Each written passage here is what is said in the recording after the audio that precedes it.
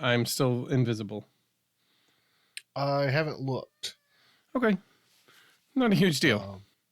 What? What in the world is this? Oh, that's not what I thought that was going to do. Oh boy. It's like we're in the zoo, somewhere in the bleachers of some sort of outdoor exposition. Yep, my bad. That's all right. That's at least entertaining. Yeah, I wanted to get a side-by-side on my screen, but that didn't work. Yeah, that's what I was trying to do too, and I couldn't find it easy, so I didn't even bother. I said, you know what? The important thing is I'm talking to you. And I think that's really all we need.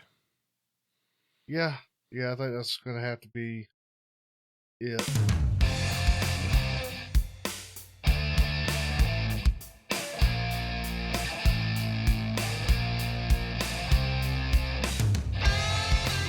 Welcome back to the Aviation RC Noob Podcast.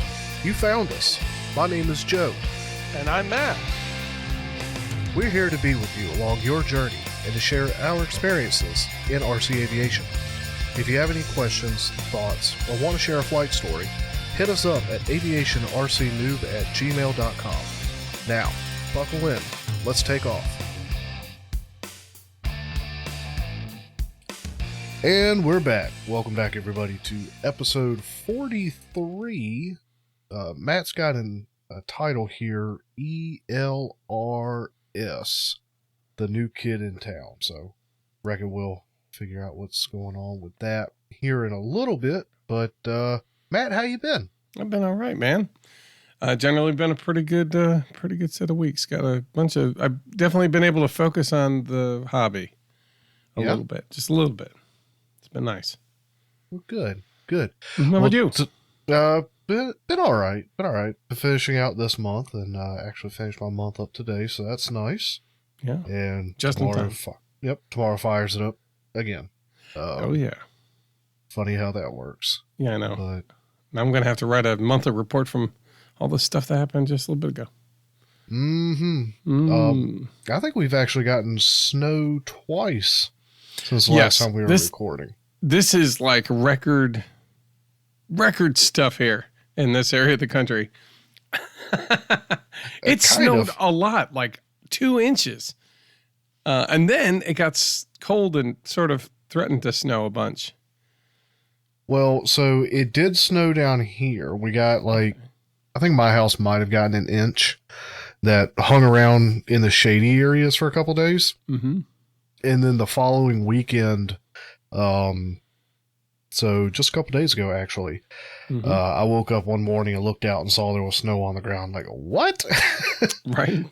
And I think it was at this, I think they're calling it a nor'eastern. That's hitting up northeast, but right before it was up there, it was passing through down here, like the bottom edge of it. Yeah. And so we did catch a little bit. We got a little bit of snow overnight, but I mean, nothing really worth having fun in. Just no, dusting to brighten the ground a bit. I wouldn't even call it a dusting as much as a slosh. I guess. Well, look in the Fayetteville Heat Bowl, we didn't quite get any. So it must have went over us. But we did get that first group, and then it's threatening to do much the same this coming weekend. So yeah, which sounds like you might be down this weekend. Yeah, I'm hoping I can do that. I think we can. I think it's really going to depend on the timing of a basketball game I still don't know anything about. Coach had a schedule, and we missed the first week when he handed all that stuff out, I guess. And anyway, so we haven't been able to catch an actual game yet. So I'm suspecting. Usually they're early in the morning on a Saturday, and in which case I'll give us time to get there by around noon, which is enough time to fly a couple planes together. Right. Have a good time, grab something to eat, and enjoy ourselves with maybe a tabletop game of some sort. And then the boys and I will head out and head back. And I think specifically we're looking at flying these planes we've been building for this past month. Yeah. Yep. Now, mine is, I think, did I mention, I'm trying to think of what did I do last time? I built the Javelin. I already had the Javelin kind of built. I'll call it the Sky Javelin now. It's modeled after the Sky Terror Mark 1. If you look it up. Also put in RC airplane. Otherwise you'll get a lot of weird stuff. Even if you can't put in knife edge, that's the real flight thing. It's something that Lego Man had designed. And then so I built this other foam board version of it a while back. And I said, okay, let me make it a prop version. And I did. And I'm wondering if it might be either I don't have an aggressive enough prop, which could be quite possible. In which case, maybe I need to camber the outside of the wings like Flight Test tends to do, giving it so it doesn't. Because I'm wondering if some of that wobble is like it's trying to tip stall. I don't either. Okay. I either don't have it going fast enough, in which case the wings are at the edge of stalling, and the edges are doing it first. So if I put them cambered, that'll keep the tips, even in flying. And that should even out the handling of the plane, I think. So what Matt's talking about is he showed me a video before we got recording. Like 5 seconds? Yeah, of the Javelin, of him flying it. And yeah, it was very like tippy side to side, almost like you were yanking side to side on the controls, trying to get it under control. Mm-hmm. Mm-hmm. And some of that, I think, had to do with maybe too large a throw for what it needed. Mm-hmm. So I'm going to give it another shot with even smaller throws. With anything like that might do it, in which case I'm going to enjoy flying it at that point. But well, it looked like it came down on the wing. Like I couldn't really see the footage cut out, but it looked like it was a wing impact. How? Yeah, it got a little bit of a crease, so I've got to do a little bit of surgery and put a bamboo skewer in there just to make me happy that it's not going to adversely. It'll keep the wing in line. Right. And we've got tape on the bottom, so that's not a big deal. It's just making sure it doesn't kind of put some wonky aerodynamics in it. But generally, it held up well. I mean, it landed, I'll call it rough, although I was able to, there's enough control in there where I was able to kind of level it out on almost every single one of those flights. Right. So, yeah. So basically, when I was done, though, the nose had a pretty solid impact. It hit the wing, then hit the nose. The nose crinkled a little bit. So I repaired that. And I'm got to check the motor, make sure there's not some sort of wobble in it now. I might have to re-glue the motor mount back on. And now here's a question, because most planes that I've built and flown so far, largely the power pod sits a bit bad, but I've had power pod crunch go on before. Mm-hmm. And I've never really cared. I just, all right, I'll chuck it up there and let her fly. But once the edges or the sides of the power pod start crunching, like the firewall gets pushed back, and you get some buckling in the power pod, that's going to throw in some thrust angling. Yeah. Unintended thrust angling. Yeah. So yeah, it's the thrust on the motor is going to go a direction you don't want it to go. It's going to cause a tendency that's not good for the plane, Mm-hmm. So I mean, and I only just really thought about it. I guess it's something I thought about when I picked the plane up. Like, oh yeah, I boogered the power pod, but you just chuck it up in the air and you fight it anyway.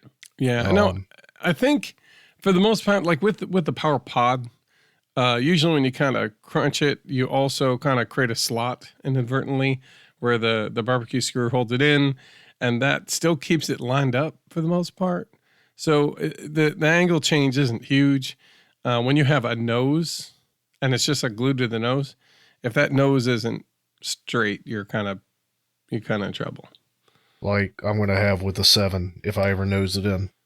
Possibly, although I've got a conversion for you. So I know you do, but at least to start out with, I want to fly it as intended.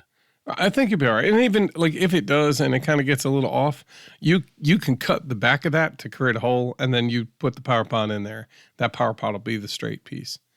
Mm-hmm. Whether or not the cowl is, the cowl could be off, and it'll still give you weird tendencies, but not as much as if the thrust angle's off. So, anyway, yeah. So we did. So I did that. I was able to take that, and I colored it up. So with some packing tape, colored packing tape to make it look kind of like I wanted to. It's got the Aviation RC Noob colors, blue, orange, and white, with a little bit of black. So it's just the way I wanted. It also happens to match the model in real flight pretty well. So if you take a look, and real flight was a 758 and whatever, you'll find it. Just take a look for it. It's an awesome plane to fly, which is why I designed it in the first place. Why I said I want to make one of those out of foam. Mm-hmm. And I think last time I indicated that the reason what it sold me, when you look at the remarks on the plane itself, it's designed for true jet engines and thrust vectoring, which would basically take the 1,300 degree exhaust and shove it onto the ground until the plane got in the air. So it says, look, when you're ready to take off, don't turn it downward until you're ready to give it throttle and get in the air. You don't want that pushing against tarmac. It will melt it, and it will set fire to the grass. So yeah, don't land or stay idling on the ground for long. Mm-hmm. It's like, wait, what? Yeah. And then that's when I read it was like, oh my God, those are real, RC jet engines. That's no joke. So, okay. Yeah. So it sold me. It had me a hello. So, and then I did. And so I went out to the field. I gave it a handful of tosses. I think I had it right about the edge of the center of gravity. It was kind of like I was wobbling on a teeter-totter pretty like back and forth. So it was pretty hard to control. And I think I also had my throws way too high. I know we talked about it, but I didn't listen to us. Mm-hmm. Bring your throws real low when you start. Anyway, yeah. So I did that. That was a lot of fun. I got the that I mentioned I had the quad that I was looking to get together, but I'd actually gotten it together. I went outside and I flew it some. I've got about 10 or 15, a couple batteries on it, which was nice. Zip around the yard and go around the house, and it's a good quad, a lot of fun. It's the Tiny Hawk 2 freestyle. Okay. And of course, just as I get it together, what happens? There's a third. It's better. Oh, okay. The quad market is very fast paced. So just as you kind of get familiar and working with the one you like, let's say, it's a Tiny Hawk 2. You're like, oh, this one's awesome. And then they're like, okay, now that you just finished getting used to this one, we got a third. It's amazing. Yeah. Well, see, I don't know. It's tough keeping up with the Joneses. You really kind of got to go, look, this is what I want. Let me find something I like and leave it there.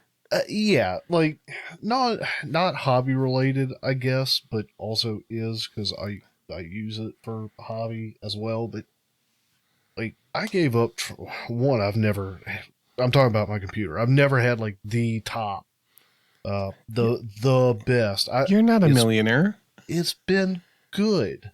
Yeah. But even when I built my computer, 11 years ago, roughly 11 years ago was when I built this computer.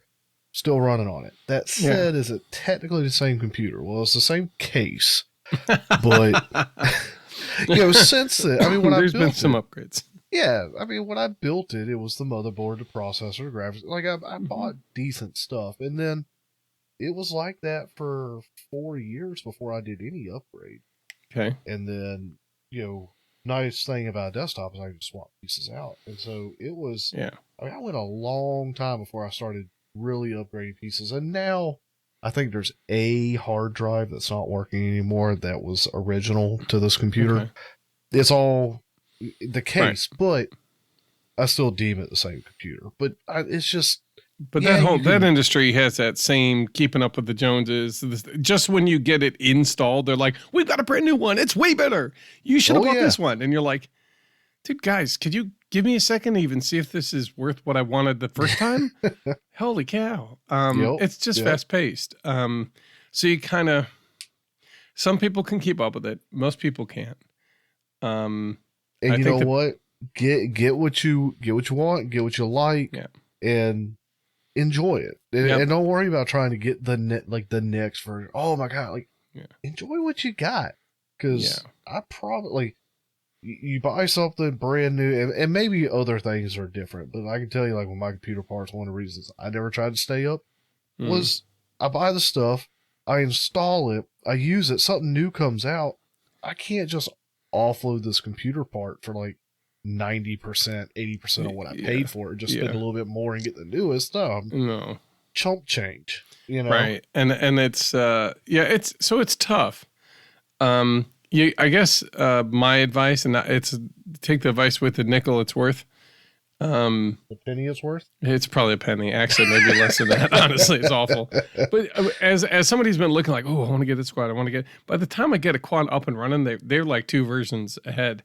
And I think what I've learned by being, I guess, so slow is find the thing that will say, okay, if they're doing this, I want to upgrade at that point. It's like, okay, if there's a way to improve the FPV system, like dramatically improve it, so I can see clearly to the edge of its range, kind of deal, like I'm in. Like I'll buy a whole new set. I'll buy a whole new set of goggles, like whatever it takes. Like, and it's like, at what point is it worth it? Now, oftentimes you can spend like half $500 or something on a whole setup. It's like, whoa, that's a lot. But the HD systems are $1,000. Yeah. Everybody says once you do that, though, you will not be able to go back and see the world the same way. It's because of the clarity. But we're not here to talk about the FPV systems today. We did talk a little bit about them before. Joe and I are not rich enough to have the HD systems. They just cost an arm and a leg.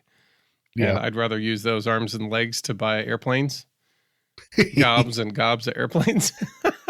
Or gobs and gobs of foam board to build gobs and gobs of airplanes. Yeah, that's it. Even more so. Yeah, tenfold on that, right? So anyway, that being said, we are gonna like touch a little bit on quadcopters for a minute, because but what we're gonna talk about stems from probably a lot of the innovation in RC and the RC aircraft hobby has been pushed forward by the quadcopter. And it's innovation, and it's the racing industry, as well as some of the other features where it's great for, there are people saying, hey, I'm going to make $1 million movie. I will pay you $100,000 to get that rig, to get that shot I cannot get any other way. And then somebody says, wait, what? All of a sudden, this is a viable industry. Like, this becomes an actual a tool that is worth paying money for and investing in and learning and investing in the tech. And it's worth pushing the boundaries in the race, because it usually yields better results overall for all of the other things that quadcopters do as an industry. And I'm only touching on cinematography, because it's usually the forefront, especially when you're watching YouTube. Like, all the people love to make videos. Well, they're going to make videos if they're making videos about, making a video, making a movie. But yeah, the agricultural and what am I? Buying and selling houses. What that's called? Realty. There we go. Real estate. Yeah, real estate and realty. Those are industries that are very common. Inspections. Yeah, they're also coming into play in surveying. Surveying and just aerial photography of locations where work is going to go on. Manufacturing plants, they're getting up there and getting pictures of their land and their area to kind of see what they got. Yeah. And also, if you've got tall structures, you can bring those right up against the structure and take some pretty dang good photos and videos. On top of that, you can also do search and rescue. Maybe we might touch them on that. I think they're I'm going to butcher the name. Maybe I shouldn't even say it, but it's like the Care Bears or something like that. It's a group of volunteers who takes their quads and uses them to help assist in searches for lost people. If forest ranger says, hey, we lost a guy, they went that way, we're going that way, but we need to cover other, and they'll send, like 5 guys or 4 guys who volunteer, like, yeah, I'll bring my quad out. And they'll just go and they'll survey the countryside and just, follow likely paths and see if they can find them. You got me wanting to get a quad now. I know, right? Well, yeah, it comes with a blessing and a curse. Like, it's hard to learn. It's really exciting. It's a lot of fun. And for whatever reason, I want to learn the hard way.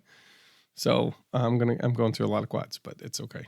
You got the acrobatic mode turned on? Yeah, but the last time I didn't because I'm getting the feel for how to fly again. But when the acro mode's on, oh baby, watch out! I want to shoot that gap. Whack right in the side of something. It does not return to center. No, it doesn't. Nope, it just keeps going. It's awesome. And it's worth going and doing as much simming as you can. And I know we're going to talk about more of it. We're going to get into more details than that in other episodes. But this one, we're going to talk about the Express ELRS. Wait. What? Don't I get to go? Oh, I thought I haven't even talked about. I guess I did. Did I talk about all the things I did? Let's see. Sky Javelin. Putting together the parenthesis. Oh, I scaled up the quickie. The little quickie that I made after the Niskotas episode. Uh-huh. I made a bigger version, so I might be able to submit that for the thing. But it's going to be my first build in the Build-A-Rory contest. Okay. Or the Build-A-Rory challenge. So I'm going to build that tomorrow. Yeah, it starts tonight at midnight. So let's not waste any time, Joe. You can't waste any time. We still got an hour and a half. Don't worry. I know. That's what I'm saying. But once midnight hits, no time to waste. Anyway. Okay, I got you. Well, so that's going to be one of the ones I'm going to build. And if I can build that, finish it, and see if, chuck it, see if it flies, I'll probably make that as a submission as well. Along with the Prandtl and the Sky Javelin. So, and the Marabou. I finished putting the skeleton together, and I've been looking at skins, doubling up those inner formers. Made all the difference. It is now a very solid connection. It's a very solid plane. And I basically have like clips that kind of hold those center formers in to each other. Okay. And they're on pins, so they don't rotate they set normal. And then the struts keep the wing at the 10-degree dihedral. Okay. And keep it, and it's solid. Like it's not going anywhere. So I'm really pleased with how that all turned out. The problem is that was going to be my first or second Build-A-Rory build. I had it all cut out and ready to go, and I went ahead and started building. Yep, kind of DQ'd yourself on that one. Yeah, I did. But that's okay. I don't mind. I'm excited about it. And then I decided what I'm going to do with the skins. I was looking at a bunch of different things. I was thinking about getting monocoat and just doing that. I was thinking about doing Doculam, which I might. But I think my first attempt is going to be, I'm going to take the vegetable bags from the grocery store. Those super thin. Yeah, okay. I'm going to cut off the bottom so it's just a ring. And I'm going to slice off the lettering so it's clear. And I'm going to put that on there with some. So I saw some guy who did an ultralight like FT Scout or FT Spitfire size build that was 100 grams because it was no paper, just a little bit of carbon fiber, and all of the interior panels. Anything that wasn't like a structural support piece, he basically cut out, and he put this thin film, similar film to those vegetable bags. Okay. And he basically, heated them so they're taut. And all he did was like Super 77 and those bags on the bare foam, and it was incredibly light. So I'm going to try that, and if that works, I'm going to put before I do that, I'm going to put LEDs in the wing, down each wing and down the fuse, so I can light it up, and I'll put the bag on, and then we'll see where it goes. Hopefully, we'll get that done. Okay. But yeah, no, I want to see I know you've been busy. You've been doing some things. I've been doing a couple things. I'm trying to remember where I left off with the Nubatros last time. You had the wing, and you were talking about the fuse. I think you had designed it, but you hadn't put it together. I only had a wing. I don't know if did you have both? Oh, that's right. After the last episode, I went out there and I was cutting the fuse out. Yeah. So I don't know if you had both the wings at the. Yeah. Yeah. Okay. You were trying to finish that up before we started the show, and you're like, oh, darn it, I cut it wrong. I'll do it later. But I can't remember if you had both wings done. I think you did. Yeah, I had both wings done. I now have the fuselage cut out and glued 3 parts of the way there. And by that, I mean it's 3 of the B folds, and it's got 1 more to finish closing it up. And then I got to glue the nose in and glue the trailing tail. Right. So basically, Yeah, one wing has been mounted in, and of course it's removable. I need to basically I need to cut the hole in the other side of the fuse so that that wing can mount in, and that'll have both wings mountable. And after that, it'll be gluing up the tail section, making a horizontal and vertical stab for it. So I've got the elevator and rudder, and then figuring out how I want to mount the motor. Which honestly at this point might just be me grabbing a firewall and gluing it to some foam. That's what the Javelin. That's what I did with the Javelin. I literally glued it and I taped it. Yeah, and that's all it needed. Yeah, I think the Mark 1 version of this is just going to be, because we're kind of coming up on the end. I know you're going to be coming down. It's just going to be like, all right, let's just slap the rest of this together, and then right, I can fix it in version 2. So yeah, exactly. There's that, and that's not tons of progress, but it's a little bit of progress. Well, it's starting to look like a plane now. It's got wings. It's a thing that has wings. Okay, so you kept talking about it being like, I kept mentioning it was like a flattened frog. Now that the fuse has been kind of like meshed with the wings, how does it look? Does it look weird still, or does it look better? Oh yeah. It's I thought I was trying to show you that night. I don't think you ever looked over to see it. No. 3-part done. So okay, I'll have to see if I can take some more pictures and put them up. Yeah. So it's always good. There was that. I returned other activities. I returned to the garage, but the garage is cleaner than it's been in several years. So my wife can park her car in there again, and I don't have to drag stuff into her bay just to do some work. So anytime I wanted to plane build, I was kind of backing her car out and unfolding a table and setting it up. Yeah. So it's clean it's pretty well clean, and I can fold a table out in my side of the garage and do some work, which has made her happy. But it's also not just stuff shoved up against the walls. It's largely organized. I got some more work to do, but it's getting there. Okay. It's getting there. And then sort of as housekeeping thing, I didn't intend to implement it so quickly. But, and I know you'll talk about this in a minute, but during our build party this past couple nights ago, I went ahead and was testing and pulled the trigger on updating the server permissions on our Discord server. Yes. So now if you join the Discord server, you're going to only see one thing. It's going to be the rules channel. You read and agree to the rules, and then you hit the thumbs up to agree to them, and it opens up the rest of the server. It's like the little emoji that's underneath the statement. When you click on that, it registers that you've now read those rules and understand and abide by them. Yep. And then actually, there's another channel called Role Selection that you can go into to react to other roles, like if you're listener, people who come in and join the server, and our listeners can click that so they can be part of that group. Sim partier and build partier, and those are roles so that, like, if we're planning a build party, we can add build partiers, and it goes out to those who have in the Discord who have identified that's their jam.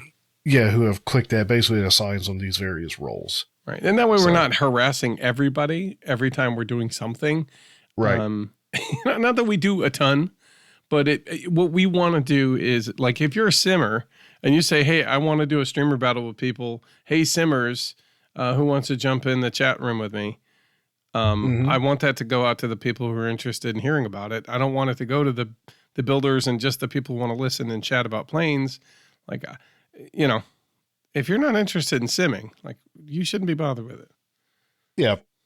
So it's just some, under the hood stuff, but that was nice to have pulled off almost seamlessly. There was one little wrinkle in that execution that I noticed after the fact and got it corrected.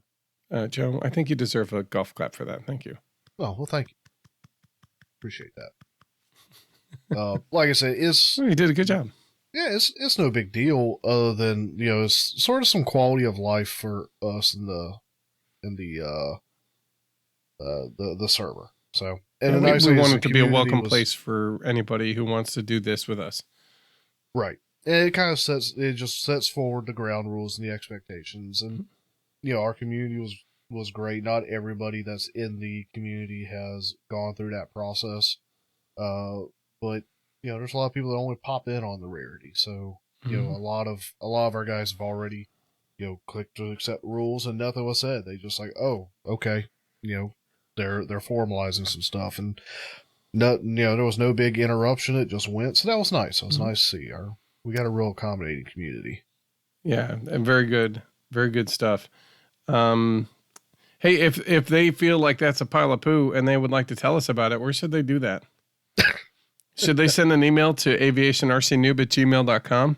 No, they should send an email to Matthew@aviationrcnoob.com. Oh, I think they should send it to Joe at aviationrcnoob.com. He's an implementer. Okay. No, ultimately, seriously, if there's something you think is a good idea that we might all benefit from as a community, reach out to us, let us know. We want to make this a better community for everybody. Yep. Cool. Thanks, Joe.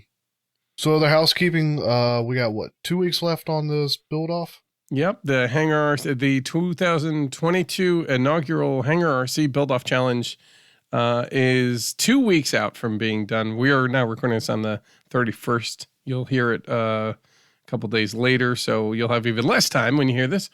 And you may have missed it even, but we hope you didn't. You can if you want to hear about the rules, you think you can slide a design in under the bell, you can go to thehangarrc.com/buildoff. And if you have a submission, you make the submissions to buildoff at thehangarrc.com. Mm-hmm. And it's basically Valentine's Day is the final day for submissions. Okay. Yeah. And we like to say thank you to all of the guys who won the mugs. They sent us a handful of pictures of them enjoying their favorite tasty beverage inside the mug that they just received, that they just won from the contest. Yeah, that was nice. That was fun to see those come in. Yeah, that was really cool. So they've been through the Discord. I'm going to make a post on Facebook, kind of putting them all together. And once again, congratulations to you guys who did. We're considering about putting that.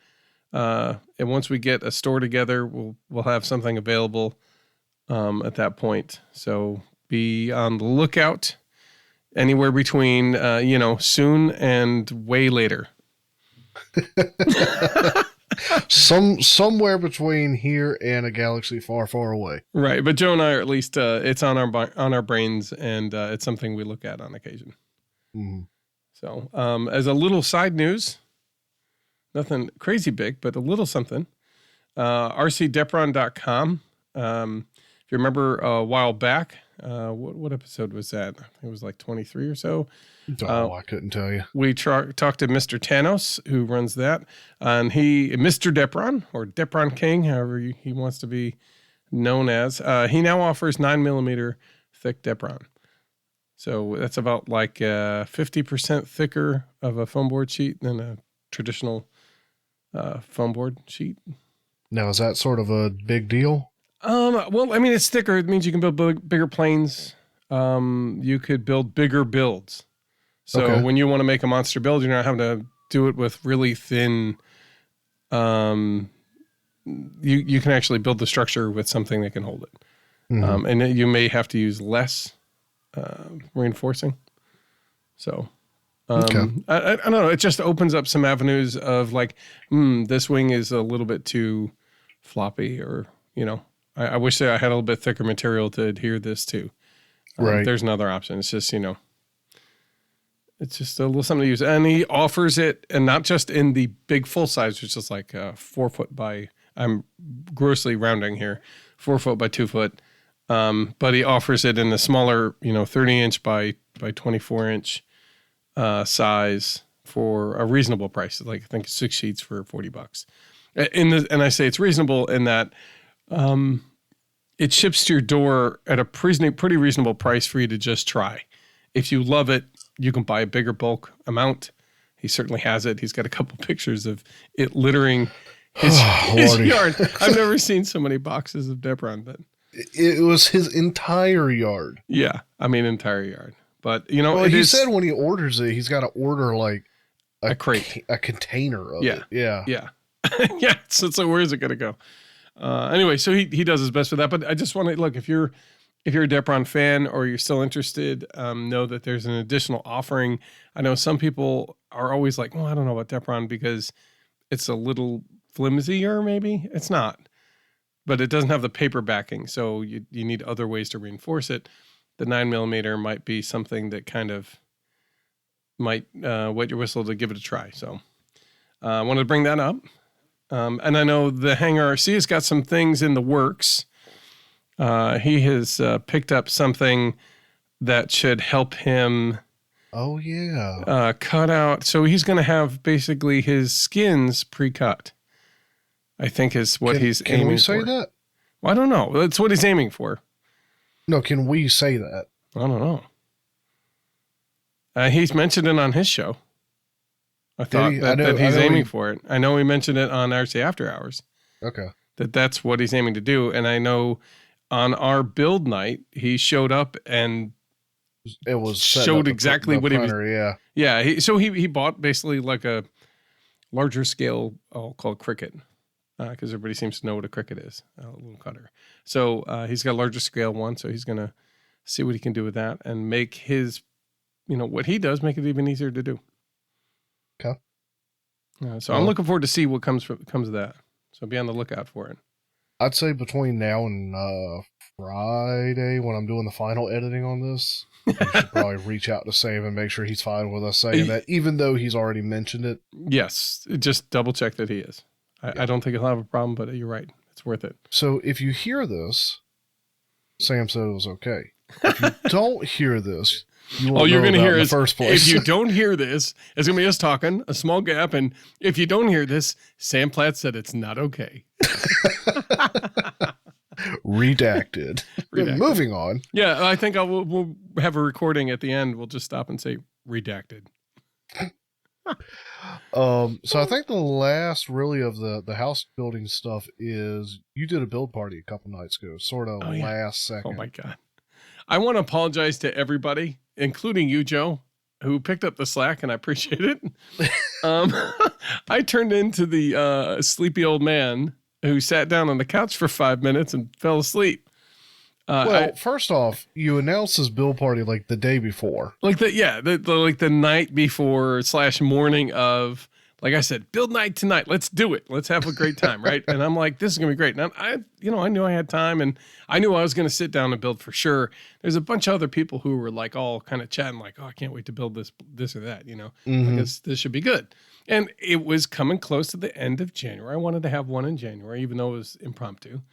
And I'm like, cool. I'm a little tired. I ate dinner or something, and I was kind of getting a little sleep. I'm like, I'm going to take a 15-minute nap, and I'm going to feel like the world is taking me by storm, and I can finish up the night with the build party. It'll be a great time. And I went and took a nap, and Rip Van Winkle said it was time to sleep, baby. Yeah. And I get a call from Joe, a little text or call saying, hey, Matt, isn't that your build party that I'm hanging in? Didn't you call this thing? I'm like, oh, heck. And I woke up and I realized what time it was, and I was like, oh, my gosh, I'm so sorry. Yeah, I was still on the drive home from having been out of town, but I popped in just to hang, even though Discord on my phone is terrible. I was just hanging with the guys and listening, but yeah, I called you, and you were... Oh, that's awful. So I apologize to everybody who came to the build night. It was a great time. I had a blast, and I built I finished up the Marabou, that reinforcement they're talking about. And what else was I working on? I was working on the Javelin a little bit, and I was working on something else. I was cutting out the Quickie, so it's ready for build night. Okay. We're ready for build jury. And I was intending to cut out the Wasp, so that I could put the skins on it and get it built. And as a second thing in Buildery. Okay. So anyway, So those were on my agendas, and because I slept through an hour and a half of it or an hour of it, I didn't quite get to the WASP exactly. But I ended up staying up and chatting with a bunch of people for a while. It was a good night. What do you think, Joe? Yeah, it was good. We had a couple new faces. Yeah, which was so really nice. And Jesse got on and joined us and actually built something. I know he built something. It was exciting. So he's been printing. He's been doing what I've been looking at doing. He's been 3D printing using lightweight PLA, an Eclipson model, that one with the wing kind of like a jet, and then it has return wings to go to the tail, effectively. Okay. It looks like a V and then a reverse V. Okay. Like a box. I don't know. I wouldn't call it a box wing, but it's not a box wing. Yeah, no idea. I don't know. I don't know what the name of it is, but it's one of those it's really cool looking. And so he's been putting that together. And so he was talking to the people who were interested in talking about it. We were asking some questions about the printing and about putting it together. And what I was amazed with was he was printing with, what's the PETG? The stuff you make the water bottles from, right? Okay. He printed his canopy with that. And it's a double layer canopy. Like there's an inner and an outer layer.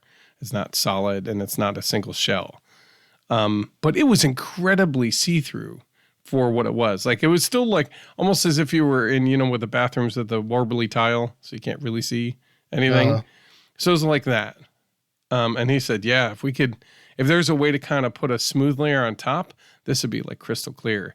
And then I was talking about like, well, what if you put epoxy on it? Or what if you I've got this stuff called XTC 3D, which is the stuff I clear coated the submarine with. Inside and out. And when it's done, it's like a glass smooth finish. And I was like, that might do it, man. And he said, oh, I'm going to have to try that out. Nice. So it was cool. It was cool to really hang with so many people. We saw, was it Devin? Apis was there, and we hadn't seen him at a build night in a while, but he likes to come out to them, and I love seeing him. Richard was enjoying his mug with us, as well as I think with Tony. Tony came out. Although I think I missed Tony. Yeah, I think he did. No, Tony showed up later. He did, yeah, so you saw him. Somebody was there earlier that I missed out on. I was sleeping. Oh, right, you were. Oh, I'm so sorry. All right. Anyway, enough of that. But I want to thank everybody who came out and joined us and joined each other, more or less. And we just had a good time. We built. It was awesome. So in Builduary, as in next month, I'm going to try to do a Builduary build night every weekend. Because, or at least during that week at some point, I'll make an announcement that maybe the day before. I'm going to be building a lot. So if you've got a plane, bring it to the table with me and keep me company as I go insane building 4 planes in 4 weeks. One of those will be an Aviation RC Noob podcast build night thing that we announce ahead of time and, do it like we like to do it. Mm-hmm.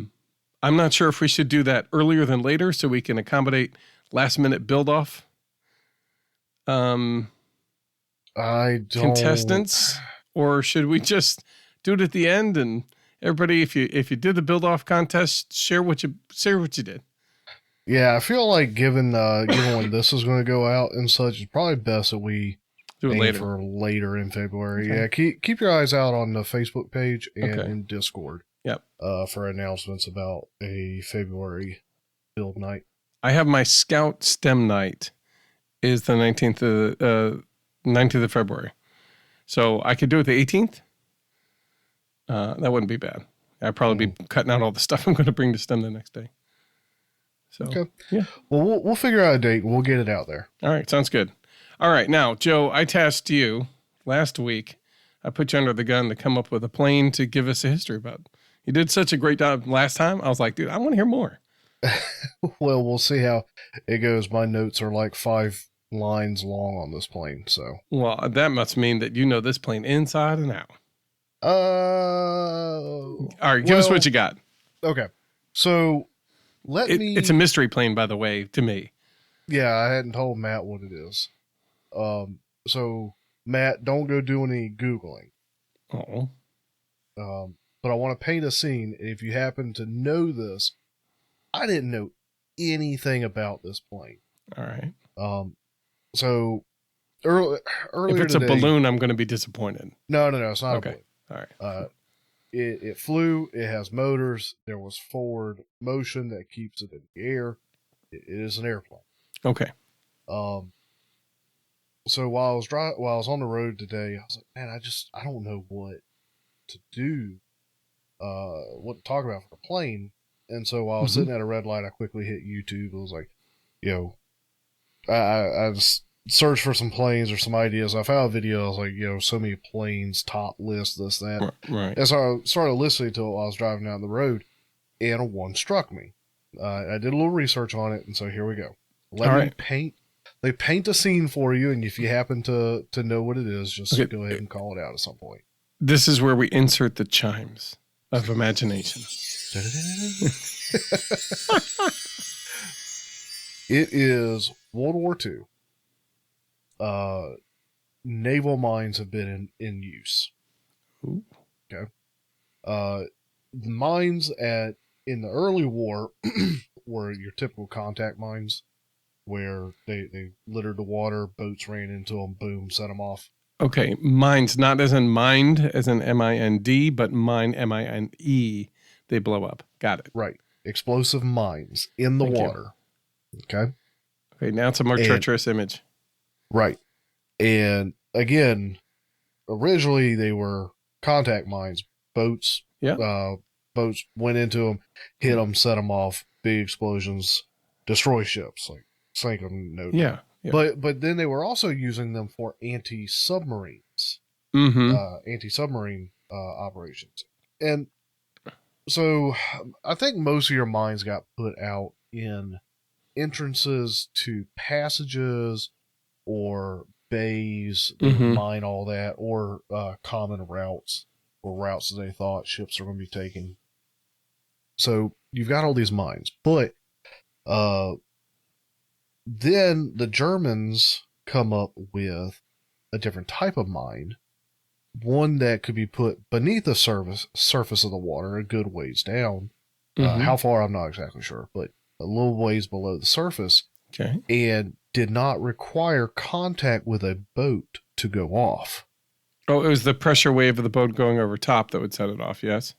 It was the boat's magnetic field that would set it off. What? The magnetic aura of the boat would set off the mines. All right.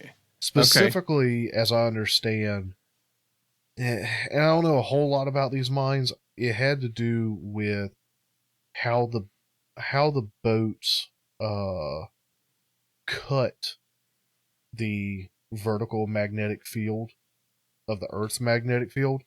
It was how when the boat would displace it, sort of. Yeah, it alters it. It cuts it. And I say cut specifically because that's how magnetic fields interact.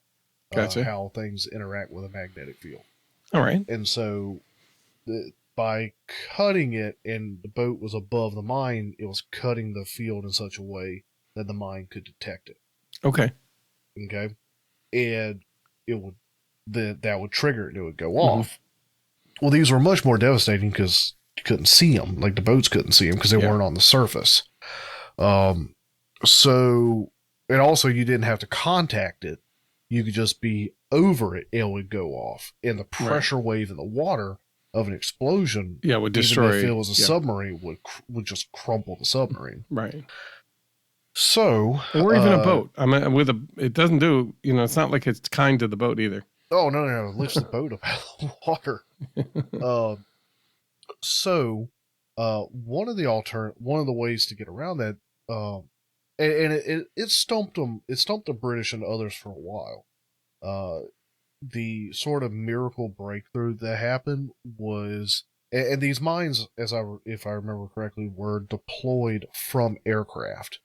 Okay. They'd be flown and then dropped from aircraft. And by mistake, a German magnetic mine was deployed in a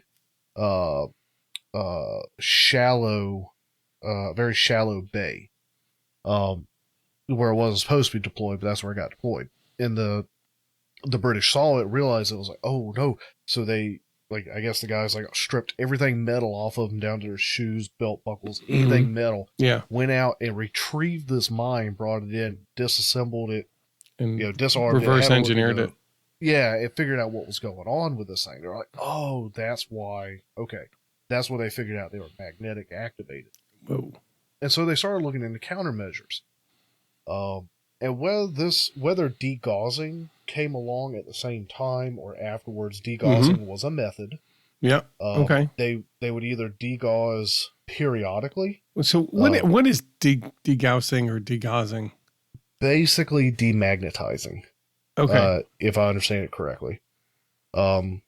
It was confusing to me. I know growing up, I had the CRT monitor that I would degauss. And you press the degauss button and it'd be like, whoa, whoa, whoa, whoa. Whoa, whoa, whoa, whoa. Yeah. That was cool. Do it again.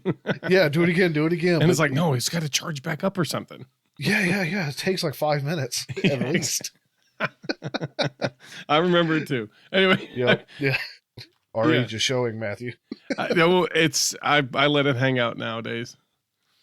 So, yeah, degaussing, they would either degauss it in a similar fashion, where and I guess they wave wands and have to go over to like pretty much. It was like I think I saw it was like a 4-day checkpoint or a 4-day process of going through relay stations to degauss the ships, and that would last for a little while, and then they'd have to be degaussed again, or they would run wires around the hull of the boat, right, and have them there. Almost like a Faraday cage. Yeah.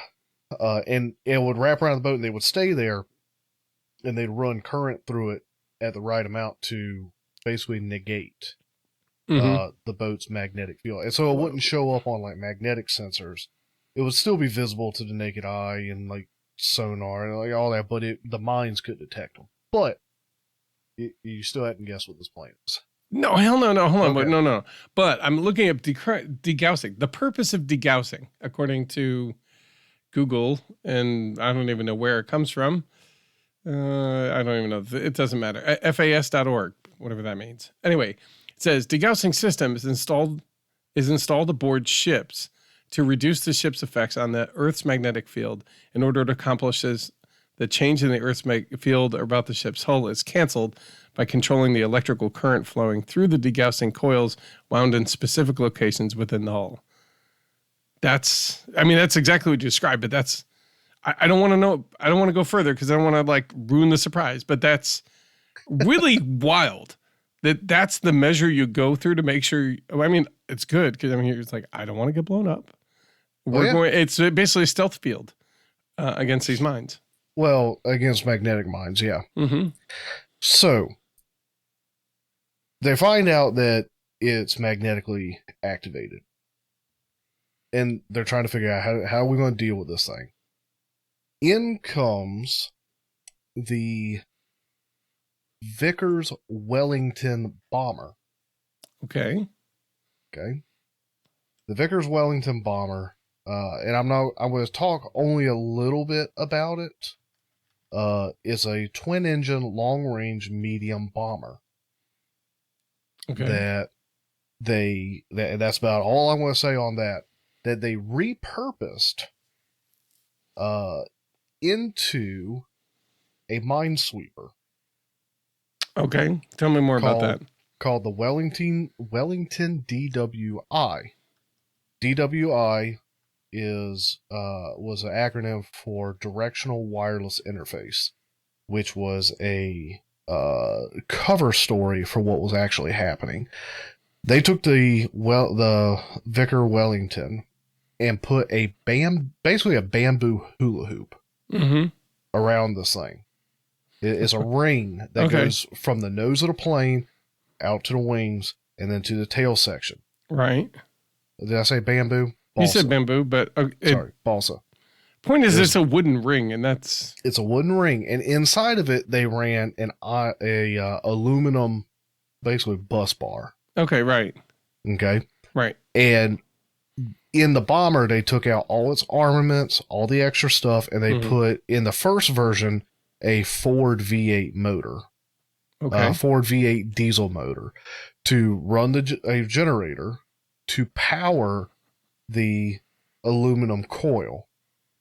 Okay. so that it made a magnetic field. So it's like a giant transformer coil on one side of the transformer, creating a field. A magnetic field. Which is probably probably aligned up and down and sharp, much like a ship's one would do. Mm-hmm. And they would fly this bomber at low altitude, 30 to 65 feet above the water surface, at very low speed, slow enough, but still fast enough to not be killed. But they would fire this ring up and fly it over. And they'd run passes with a couple of them flying side by side, and they'd pass through the area, and the magnetic field that they were putting off through that ring would trigger the mines right behind and detonate them. Like as it's going over top. Yeah. It's just columns of water shooting up past the tail of the plane. Yes. Exactly. Imagine, oh my God. Oh, boom. All right. We made it past that one. Whoa, boom. Yeah. We got another one. Keep flying faster. Yeah, well, they had to fly slow enough that to trigger. They would actually trigger it, but fast enough that they weren't above it when it triggered. Yeah, right. So they didn't get, I'll call it drenched with heavy water. They would have fallen back they've fallen out of the sky if they got hit with it. Even if it's not a direct punch with the water, even if it was like a splash, probably would have been enough to set it way off. Mm-hmm. Yeah, that sounds pretty dangerous. You know, it has a lot of a remnant look. Like the front of it kind of looks like the B-61, the Black Widow. Yeah. So you're looking at the pictures of it now? How could you not look this plane up? It's pretty cool. There's a couple of models and a couple of pictures of the first couple of pictures you'll see. And you had a very apt description. Yeah. So that ring that's around it, it's a 48-foot diameter loop that they would run that through. And I was wrong. It was fitted with a Ford V8 petrol engine. Okay. You know, we'll have people call us and tell us that's wrong. So there were 4 of the Wellington. It was the Mark 1As that were converted. Okay. To the DWI Mark 1s. And then later, what became the DWI Mark II were, I don't see which designation did it, but they made at least 11 other DWI Mark IIs, which the Mark IIs had a de Havilland Gypsy 6 engine, which allowed for increased power generation for that coupe or that hoop. Now, what would that do? Would that allow it to basically fly at either faster speeds or higher altitude? I don't know. It probably, because if they're generating more power, then you're generating a bigger field, so they could either fly higher and still detonate it, or fly at the same altitude and penetrate deeper into the water. Okay, now I'm looking at this thing, okay? And there's a couple pictures of it being built, right? Like the skin is off. Mm-hmm. And this looks like a wicker basket. To an extent, but that is steel. Or it's metal of some sort. So what you're seeing there, it was what's called, I'm trying to find the word, was a geodesic construction. Okay. I saw it over here a minute ago. I think I just found my new favorite plane. Geodesic airframe. I don't have a link to it. But it was one of the first, or the first, to kind of pilot that construction style, which is why I didn't want to dig too deep into the bomber itself, because I didn't dig too deep into it. The structural components known as geodetics. These could be connected together to form tight, strong airframe capable of sustaining immense amount of damage. And it almost literally like a wicker basket.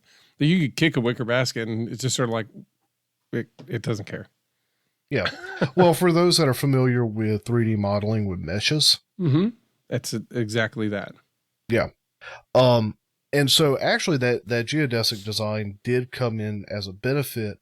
At least once, a mine went off under one of these planes, and they weren't out of the way yet, Mm-hmm. and the water column come up and got them. Mm. But because of that structural design, the plane was able to withstand it and keep going. Withstand the impact. Mm-hmm. That's a good thing they're able to fly out from that too. Yeah. I just imagine like the immense amount of weight that gets suddenly added to the back half of the plane.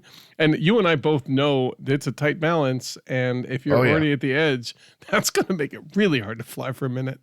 Mm-hmm. So, now this was a British plane, but the British were not the only ones to have this kind of plane. Later on, as the British then began deploying magnetic mines, the Germans had their own version. I think there were a few other. There may have been an American version floating around out there. Okay. So it's not so much the plane itself that it was connected to that I was wanting to go over. It's the device itself, the mechanism, which is that that ring. Well, I mean, it turns like what this is actually in many senses a pretty remarkable looking plane in general. Mm-hmm. You know what I mean? And there's a couple unique things about this plane without it having a ring of magnetic bomb detection. But that really changes the story. You know what I mean? It becomes quite an interesting, almost like the Dam Busters, that story. There's a couple people who've covered that, where they'd bounce the bomb, skim it across the water to hit the dam to bust it. Oh, I hadn't heard any of those. Oh, I'll send you a link to some stuff, but I know some of the flight test guys went through it, and the guy who writes a lot of the articles, he's got a channel. He tried to make one, and it did. It bounced across the water, but they had a whole thing, their sighting mechanism to make sure they're flying at the right elevation, because you had to. It was one of those ones. Again, this is the same kind of story where, like, to get this right, it's gonna be okay. You're gonna have to fly at night. You can't have any lights or anything, any navigation, anything. They can't know you're coming other than to hear you. And the only way they could tell like what elevation they were at above the water was 2 diagonal lights. And when the lights would come together, they were at the right elevation. And so they'd be looking at this like pinpoint of light in front of them, like just in front of them, as they come down the river, stowing this bomb that spins. And they're like, okay, we're close enough, start the spin. And they have a motor that would spin it, and then they would release it. And the spin would be like a spinning barrel. And it would literally bounce along the water and hit because it couldn't hit at the water edge because the explosion wouldn't work. It had to be just above the water. So it would be bouncing so that when it hit the dam, it would explode there. The impact of it hitting the dam would set it off. But in the meantime, this dam is heavily fortified. There's turrets across the top with machine guns, and cannons, and aircraft, and all sorts of, and they're trying to get in underneath all that. And same kind of story where you're like, wait, you doing what? Yeah, the nerves right over on the some water of these guys. Blow stuff up. That's crazy. That's awesome. Okay. Good pick, sir. Well, hopefully you enjoyed that, Matthew, and hopefully you guys enjoyed it. Yeah, I hope our listeners enjoyed as much as I did. That was awesome. This is the kind of plane I like. It's different. And when it got brought up, like, yeah, the plane, but the mechanism, it's like, man, like, even today, you'd like, man, that's some science fiction stuff right there. Yeah, right? Yeah, there was a lot of science fiction going on in the war. Mm-hmm. For sure. Again, like I was talking about the last time with, the rocket-powered flying wing, you're going almost Mach 1. You're going at speeds that are almost twice what's out there. Yeah. I can't even imagine what that's like while you're trying to do your mission, and all of a sudden the enemy comes at you twice as fast as you can think about going. Mm-hmm. Like what? Anyway, you just kind of, I don't know. He's like, they just met aliens, I think. And much like this, you're like, I don't know how they figured it out. They're using voodoo.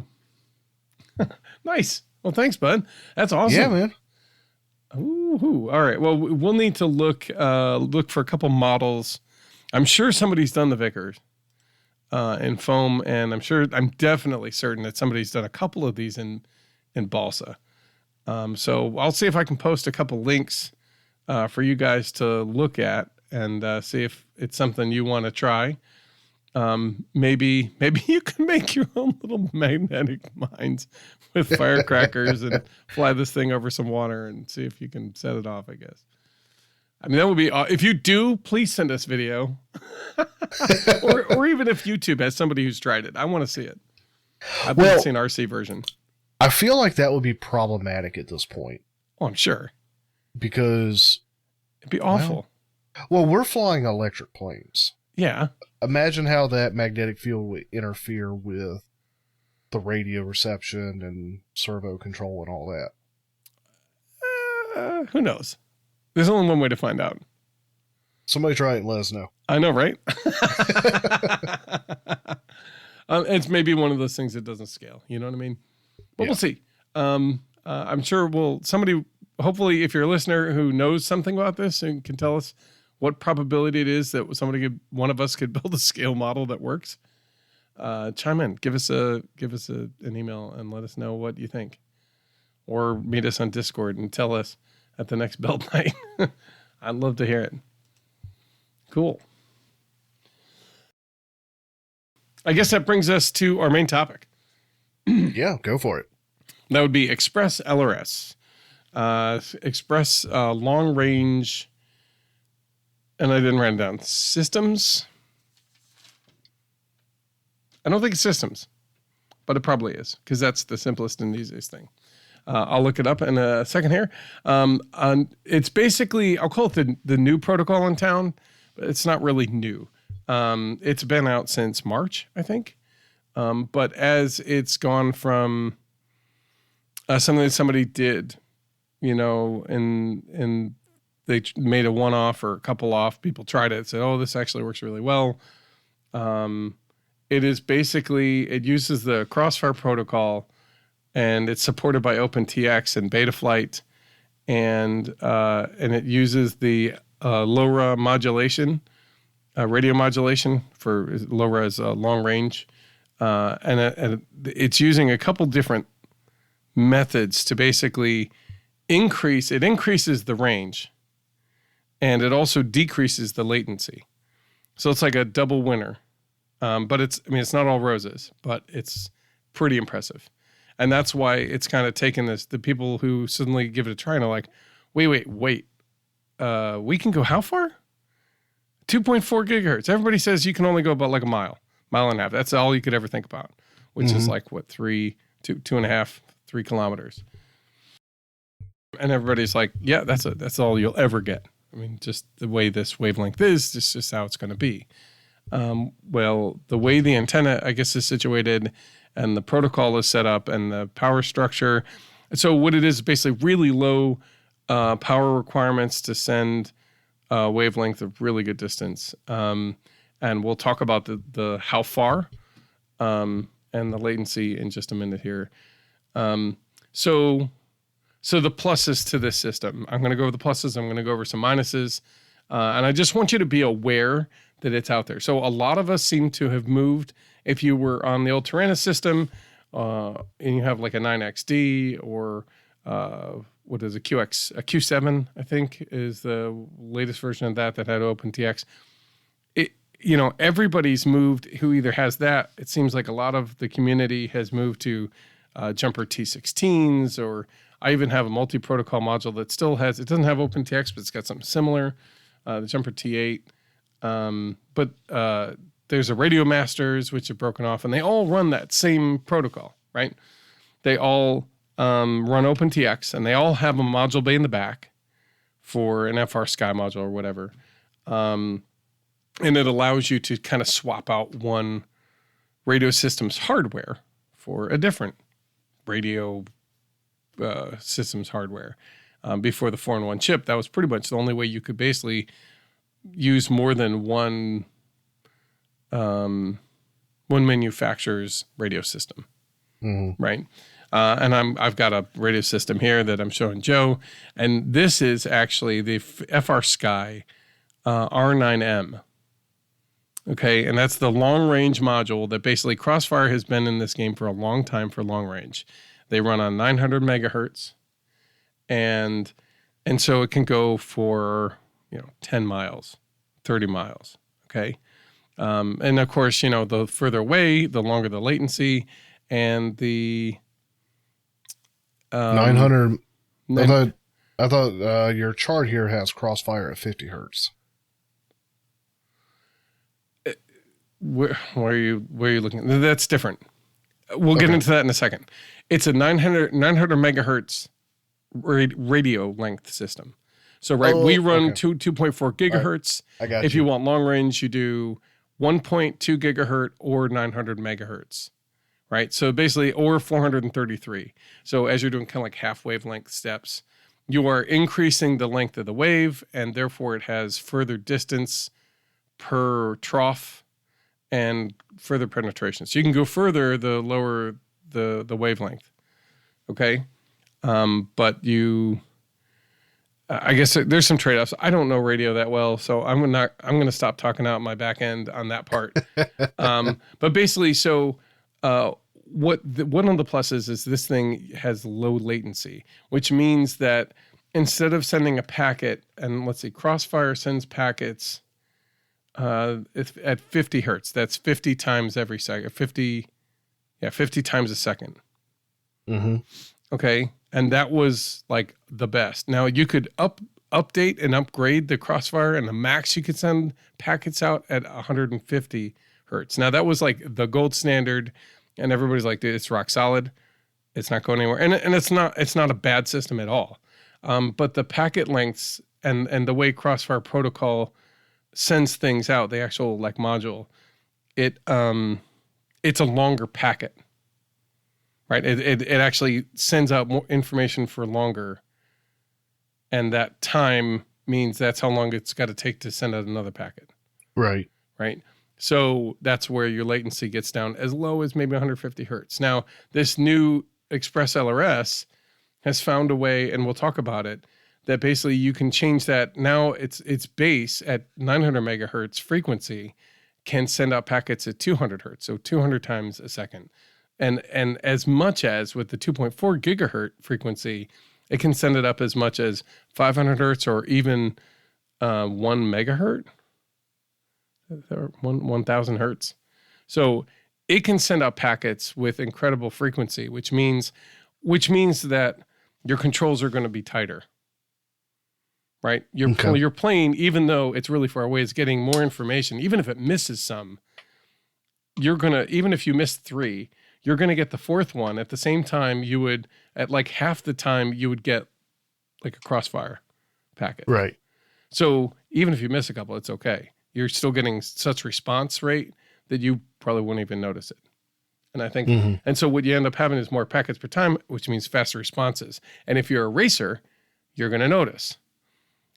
And at this point, you're almost at the point where you may not even be able to, I guess you'll be able to tell, because you can tell how, like, as you're flying, how your craft is responding, whether or not you're seeing that response, even through the we're talking microseconds of delay through the video system. You're really almost like your reactionary milliseconds. Time. Right. I don't know. It all stacks up to be, the differences are tiny. Yeah. And so this would probably just feel better, and that's probably all you would notice. Mm-hmm. Like, oh, this is more responsive, which again, in a race, that might make a big difference. The bigger the latency, the worse it is. Now, if you're flying pretty far away, that latency gets higher and higher and higher as packets gets dropped. So the more packets you send, the more responsive it'll feel. Okay. And so what you're looking at is the actual, this chart here basically shows like the total latency.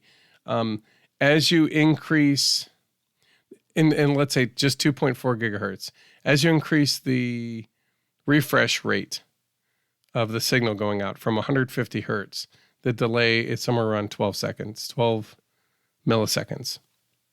Or is it microseconds? MS? That's milliseconds. Milliseconds. That's what I thought. Micro would be the mu. Ah, right. Thank you. Gotcha. Good old Greeks. And then Crossfire is at 11 at 150 hertz.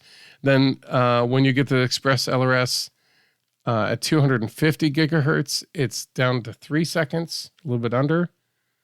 No, that's 7.8 seconds. I'm sorry, it's smaller. And then Express LRS at 500 hertz a second, it's down to 5 milliseconds. So that's a third.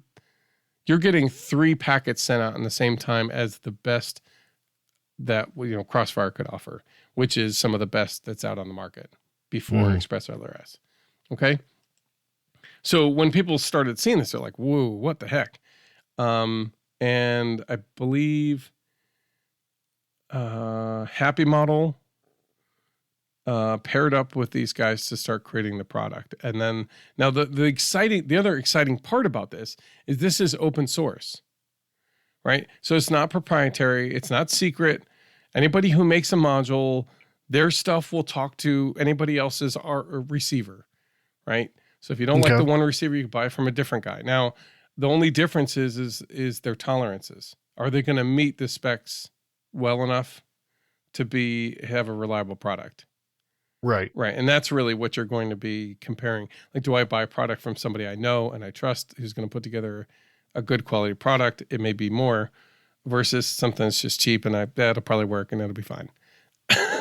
And that sums up almost all of RC and a lot of other things. But it's something you want to look at. Like, certain brands get a reputation for, they just put something together and they put out because they want to see what sticks.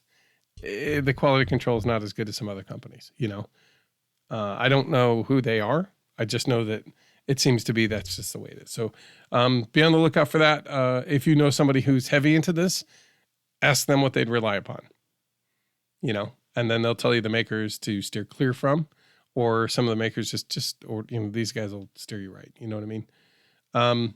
Okay. So now the next thing is range, right? So that was the other big plus when they started going, no, you can go really far, right? At 2.4 gigahertz range on 10 milliwatts of power, 100 milliwatts of power.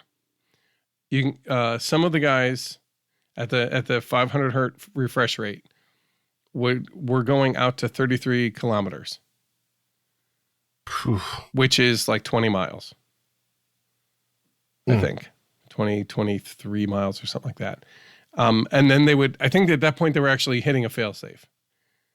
Or no, that's what it was. Their video systems were going out.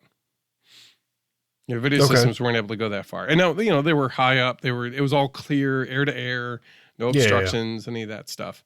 As you get obstructions and as you get things, it obviously reduces range significantly. So if you're a quad flyer and you're going behind buildings and doing some crazy stuff, this just means that your signal will be better for longer. The deeper you get into whatever bando you're in or whatever. But what a lot of the guys say that basically normally you'd have to be careful where your signals were and where they're bouncing. And you couldn't really get too far into a building. You'd have to make sure to be very careful as to like where's the clear spots and where they weren't, right? Otherwise you might lose your quad, right? Because it would lose control. Whereas with this system, if you were in the abandoned building, they call the bando, you would be okay. As long as you're not going to like the building behind it, as long as you're not flying in there, you'd be okay. So it extends even though it's like not really extending the range, it's still pretty close. It's still, it's still more penetration than a standard control system, still a standard radio system. At 900 megahertz, which is traditionally what we would call long range in the hobby, they hit 33 kilometers in stride and their video system went out and that was it. A lot of times if you're doing like long range in mountains and stuff like that, where you're looking to fly over the mountain and go around the ridge and all that stuff, you're going to want, even though they both go that same distance, the 900 megahertz, because it's a longer wavelength, will have better penetration, and it will. And now the update rate won't necessarily be as good, so it may not be as responsive, but it'll still be better than what you've had up till now. And we basically get better penetration. So if you're going to be doing long range stuff and you want to make sure you continue to keep decent signal, you're going to still want to keep with 900 megahertz, but you'd be surprised at how far the 2.4 gigahertz goes. Now, the output power on some of these modules can go up to 1 watt. Now, Which I want to ask you I don't about know that. that's legal. Okay. According to the FCC, I don't know.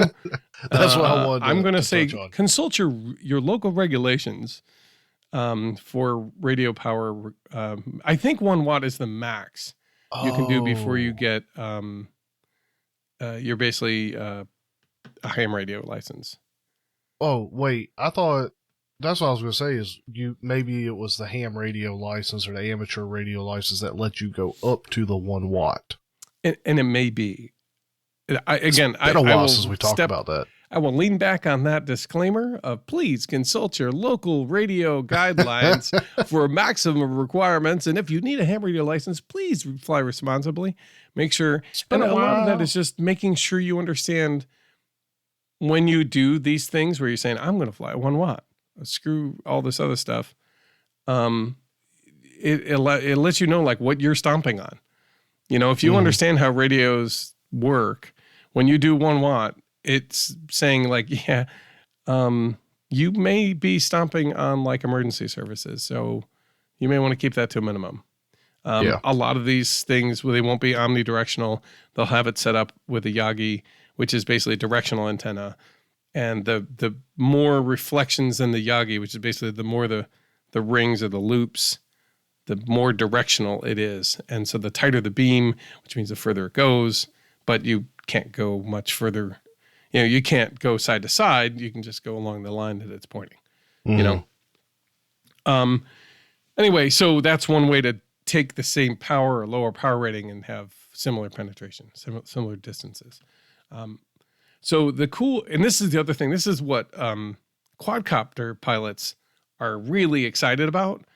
The receiver units are tiny. And now think of like a regular flight board, flight controllers, 30 by 30, which is probably millimeters? 30 by 30 millimeters, right? Okay. Which is about maybe twice the width of a 6-channel receiver? Ish. Yeah, you like put two of them side by side. That's about the size of a flight controller. The really small, like mini quadcopters are usually 20 by 20. These receivers are 10 millimeter by 10 millimeter. Jeez. And the antenna, so the cool part is they have two different styles of antenna. One of them is this little ceramic block that they have like a copper wire kind of wound in a spiral up the outside of it. And it's maybe like 2 millimeter by 2 millimeter by maybe 3. Yeah, it's not big. Tiny. And so the thing is everybody's like, wait a second, we don't have to have an antenna flopping around to get sucked up into a prop and then I'm done for the day? And it still like penetrates and does all the fun stuff that we like to do. It penetrates out as far as we normally would fly. This changes everything. Like this is amazing, right? Or you can still, there's another version who still does the T antenna, but it's smaller. It's 2.5 times smaller than the traditional, like the antenna you traditionally have to use for like 900 megahertz or that kind of range that you're getting. Mm-hmm. So it's still better than it was, you know? So basically they have 3 different kinds of receiver unit styles. And I wanted to cover this because that was one of the big questions I didn't understand. Like you say, hey, I want to order Express ELRS. And I'm like, okay, cool. Here's your module. What receiver do you want with it? I'm like, I don't know. And they're like, you want PP, EP1, or EP2? I don't know. Do they talk to each other?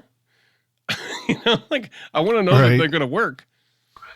And it turns out that the differences are the antenna and the processor. So on the PP, ELRS PP, it's called PP for power pellet, like Pac-Man. Oh, okay. And it runs on the STM32 chip, which it has a little bit less power, but it's really fast. And so that's like the lowest latency one. But it also uses, we'll get into one of the minuses. The protocol it uses kind of has less information that it sends through. But it's super fast. The only problem with that chip is it's really hard to get with the global pandemic. Like it's the one that's like causing everything to skyrocket. Like nobody can get a hold of this chip, right? No, yeah. Because if I remember correctly, The STM32 is a pretty popular chip. Yes. Yeah, I imagine it is. If it's hard to get, and it must be on everything. You know? So the ELRS PP, it's tiny. It has a ceramic antenna. It has this very low power, very fast processor unit. Again, very, very fast in that the way it processes its packets and stuff like that make it really, really efficient, I guess. Is probably the best way to put it, is what I'm saying, I guess. Then the other two units, the EP1s and the EP2, they use the ESP8285 processor unit. And that unit, the neat thing about that is it has Wi-Fi on board, which means you can connect to your Wi-Fi and update it through Wi-Fi. Like you can update the firmware on the receiver. On the receiver. You can do it through the antenna like normally, but you could also do it through your Wi-Fi. Like you just like dump it to it. And you could also set your settings. Like you change your settings. You do more things that way. Now, I don't think it's entirely enabled yet, but they have that in mind and it's coming. Like it's, as they develop it and continue to push more features out, especially as quadcopter pilots are demanding more from these boards, like, this is amazing, I want more. And they're like, I know you can do it. And they're like, well, we're figuring it out. It's one of the features that's there. And this is so tiny. Anyway, it's amazing me how tiny it is. So anyway, EP1, the difference between EP1 and EP2 is the antenna, right? Mm-hmm. Both of them have the same process. They both have the Wi-Fi. The EP1 has the T antenna. So it's a long antenna with a T top. And I think it's like a quarter wavelength for 2.4 gigahertz, which means it's not very, very big at all. And that is ideal for if you're flying a wing or you're flying a plane, and you can kind of stick it out in the wing and let it just be out there, put it on a stick or whatever. A lot of quadcopter pilots try to shy away from that. Right now, they basically kind of strap it to one of the arms and hope it doesn't get sucked up into the prop, which it always does on a crash if it goes wrong, and they just keep a couple extra antennas, I guess. Jeez. Yeah. So, but when they see the ceramic one, which is what the EP2 is, it has a ceramic antenna. They're like, I'll take that, please. Mm-hmm. And usually with the EP2, like they're not going to get as good a range, I don't think. But the trade-off is you don't have an antenna that's going to get damaged in any way. Like it's tucked away. It's inside of whatever you've got, and there's nothing that could hurt it, really. I mean, you'd have to really take a hard crash and put it on the surface. Yeah. Which you're probably not going to do. So with the EP1 and that T antenna, it's connected with an IPEX4 connector, which is a pretty popular connector for most antennas. So you should be able to get replacement antennas pretty simply and easily. So let's see. I went through what the differences are, which is basically the antenna style, the range you're going to get from that based on the antenna. The latency you're going to get, the EP's latency is going to be higher. I mean, by a little bit. And it has Wi-Fi. But right now, trying to order a ELRS PP power pellet is going to be very hard. So you may be kind of relegated to an EP1 or EP2. Let's see. Compatibility. If the build in your box that sits on your transmitter is a 1 point something, and the firmware that's on your receiver chip is 1 point something, whatever build they are, if they're both on that same major build number, they will talk to anyone that's out there that has the same level of firmware. And then once they go to a major revision, 2, as long as both are a 2 something, they will talk. Okay. So and that's one of the, and that we'll get into, that's bring up one of the downsides, which isn't a downside for everybody, but you got to be a little bit more tech savvy. All right. So talk me through if I was going to get my Radio Master yeah, up and running with this, and you know the state of my Radio Master. Yeah. Dang good. Well, yeah. Well, yeah, but no, it's generally like most people use their stuff. It's, you don't have a ton going on in there. Yeah. So what I mean is, that like it's fairly recently updated as of like, Mm-hmm. I don't know, Yeah. a year ago. So like what Yeah, what would you need to do? what would I have to do to run ELRS on it? Well, you need to update your OpenTX to, I think, a 4.3.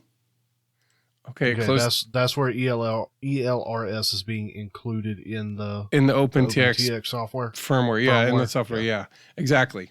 And as long as it's updated to that, I think there's, if you go on the ELRS GitHub page, or so they're frequently asked questions, they'll explain exactly which version. And of course, I've dipped out of that page because I was looking at the Vickers. I don't know where it is right now. And I didn't write that. I don't think I wrote that specific thing down. Maybe it's in some of this other piece. But basically, if you're in some of the later builds of OpenTX, it will include the ELRS base in it, so that when you buy a module and a receiver that goes with that module, you can plug it in. It will recognize what's going on. And I think then you have to load your Lua script, which is basically like a little program within OpenTX that loads all the features and allows you to get in and change the features. So you can change, and that's how I was talking about. You've got these different 500 hertz refresh rates. Mm-hmm. You can change that. You manually go in to the Lua script and change how fast you want to send these out. Because when you change those rates, and we'll get into the downside of what you're doing is changing your packet length. Right. And you're changing what information it's allowing to get passed through. And what you're doing is you're losing button functionality or switch functionality. So let me see. Before we go through, let me finish up what I was going to talk about with the last piece of the receivers.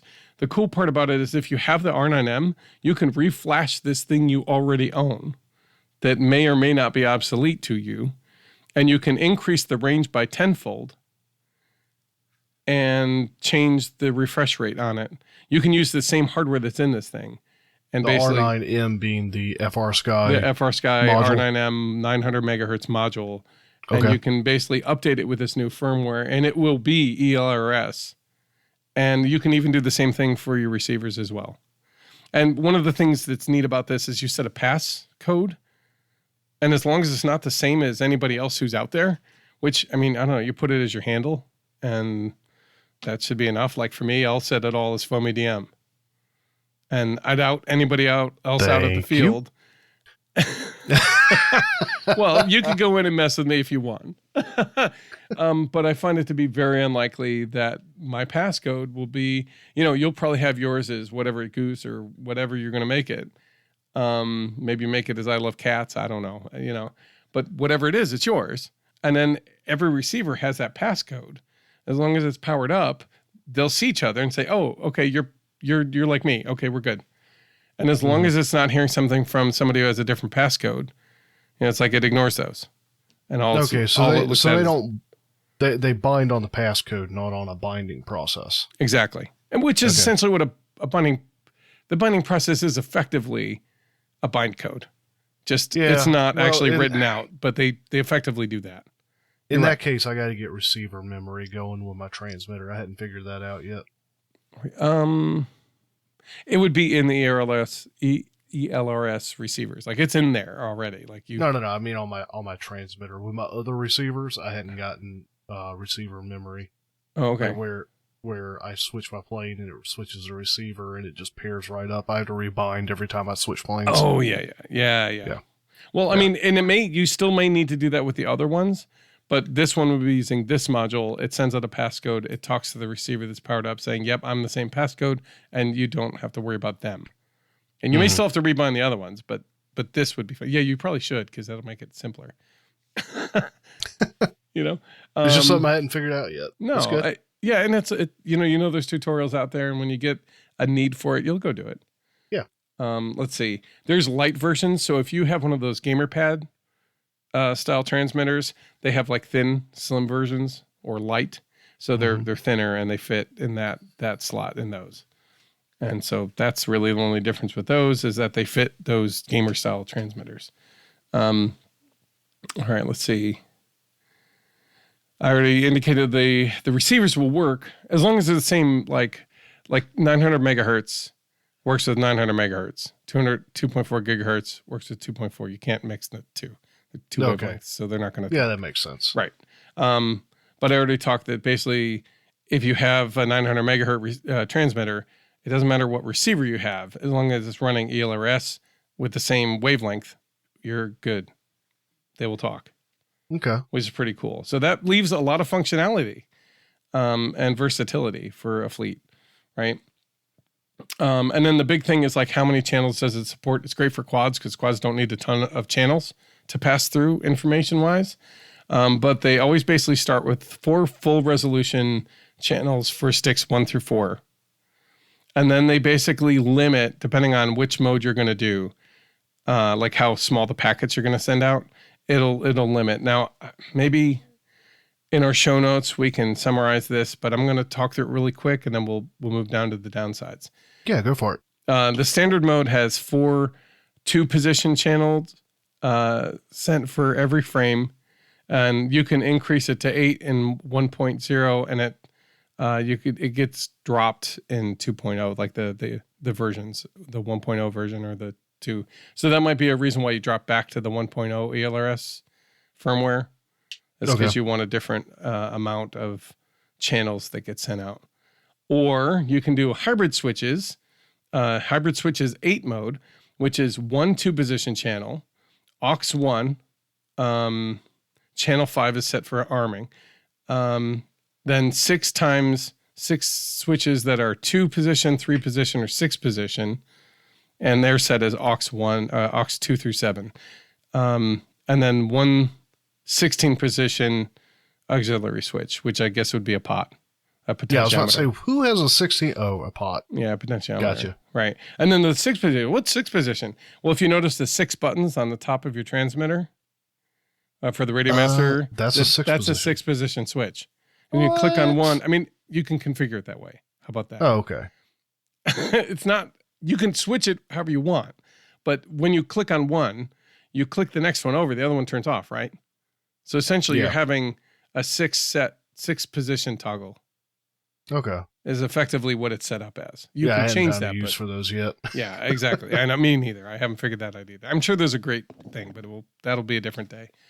And then wide hybrid mode, which is on top of those 4 basic channels. It's 1 2-position channel, which is aux 1, and that's going to be like channel 5, which is going to be your arming and disarm, right? For a quad or for anything really. And then you have 7 64 or 1 28-position channels. And that'll be auxiliary 2 through 8.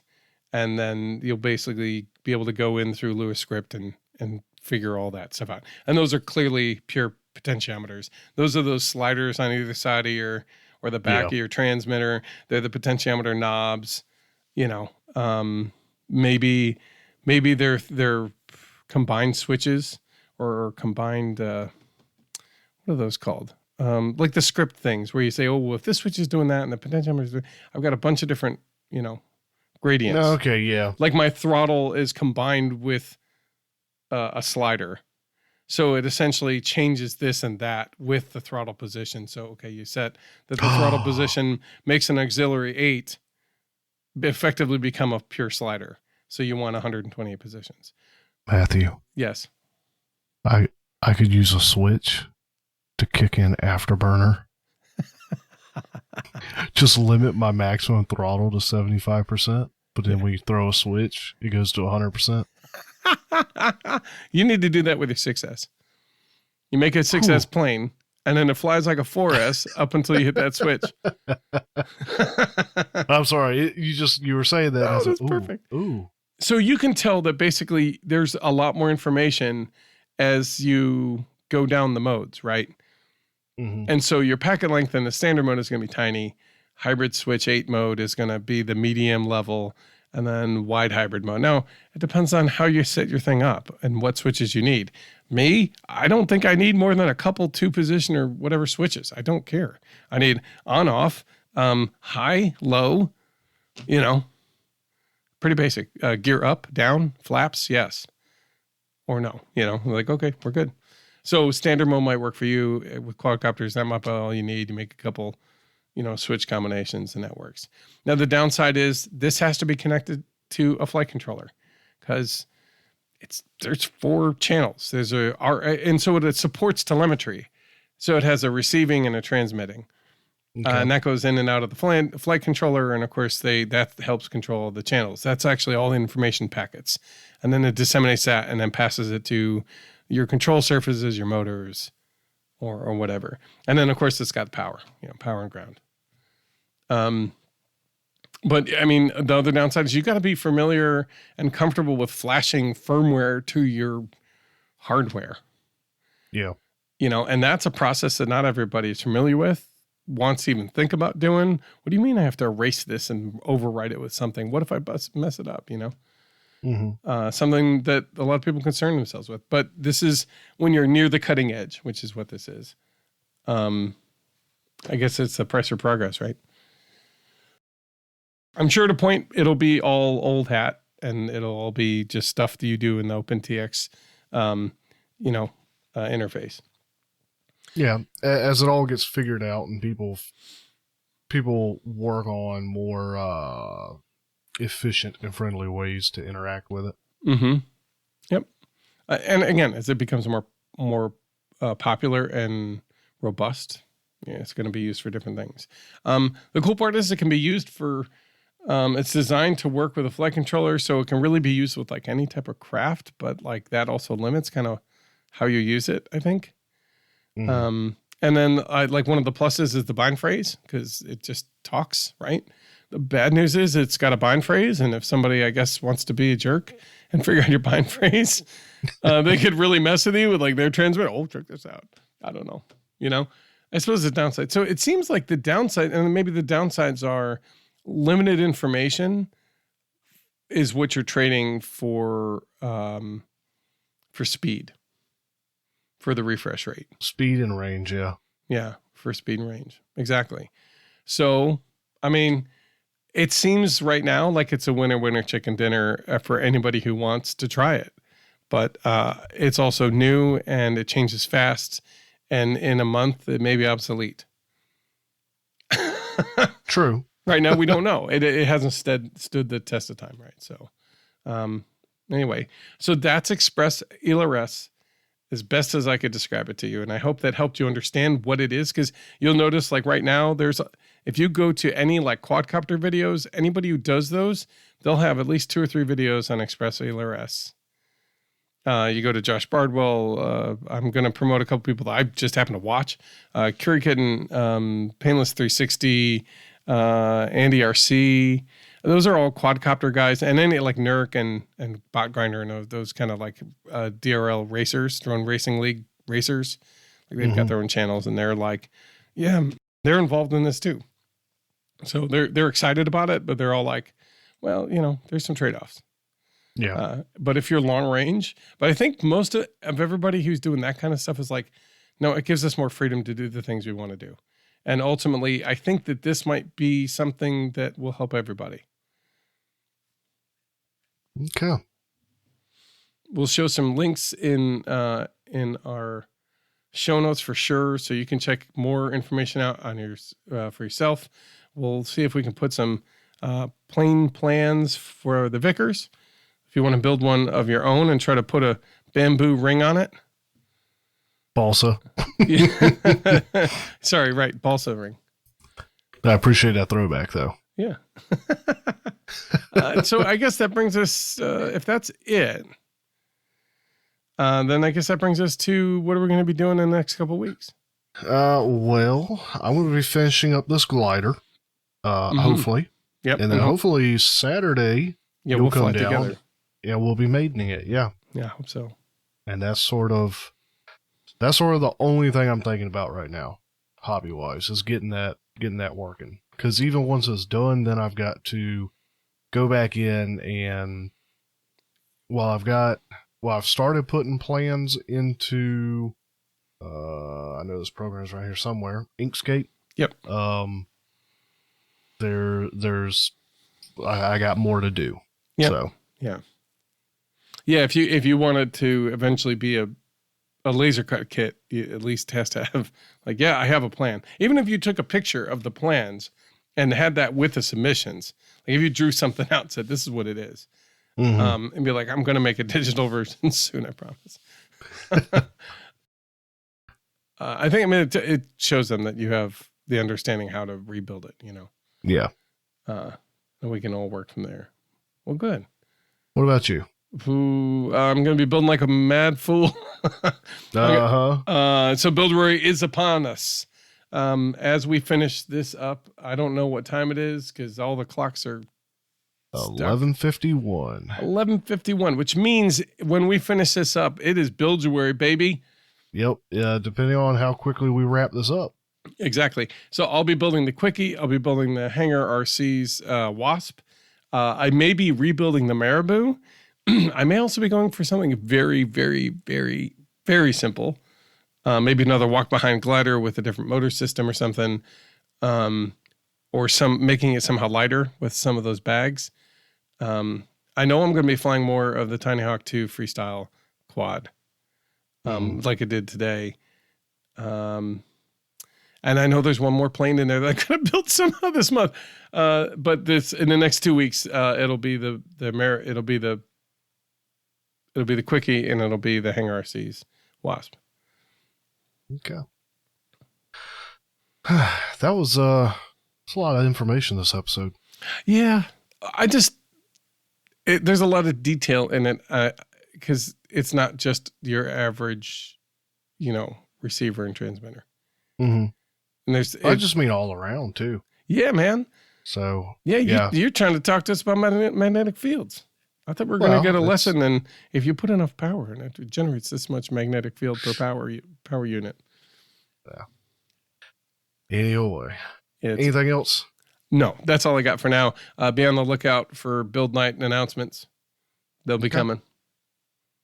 Well, let's work on getting out of here. Guys, as always, thank you for tuning in and listening. Hopefully you've enjoyed this conversation as much as we've enjoyed having it.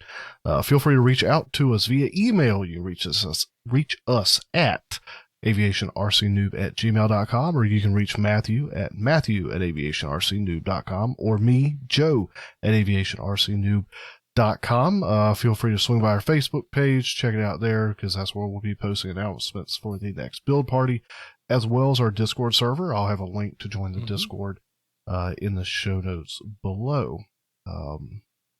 You can give us a 5-star review in any of your favorite podcast hosting sites. It helps other people find us. There you go. And feel free to send us any pictures of things you got going on. If you're participating in Build-A-Worry, certainly join up in the Discord server, but send in pictures of what you've been working on. Yeah. Because we love to see that stuff. Even if you're not, if you're participating in the Hanger RC build-off, send us pictures of what you got, because we'd love to see what you guys are working on. Absolutely. And also, if you've got show ideas, if there's stuff you'd like us to talk about, something maybe new that's coming out or something you'd like to hear more about, let us know.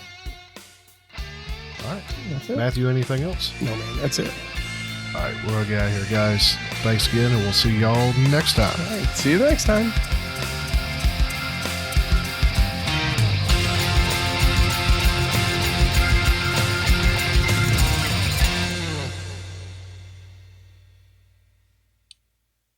$11:54. 11:54. Baby, 6 minutes and it's time. Oh, I don't know why I do it every year sometimes. I know it's fun. It's madcap. I'm always interested to see who manages to make it to the end. It's only a couple. Yeah. All right. Let's end. Let's save this. Okay, it has technically flown. It is flown. It's even under control almost. Loosely. Yep. Nope. Oh, that's it. That's it. Oof. That's what she wrote. All right. That's it. There you go. Now you've seen it. That's the footage. Okay. I told you, I got footage. It's just not proud. That's as short as one of my flights. Yeah. Well, welcome to most of mine. Yeah. Yeah. All right. Ready to do this? Yeah, let's do it. Okay.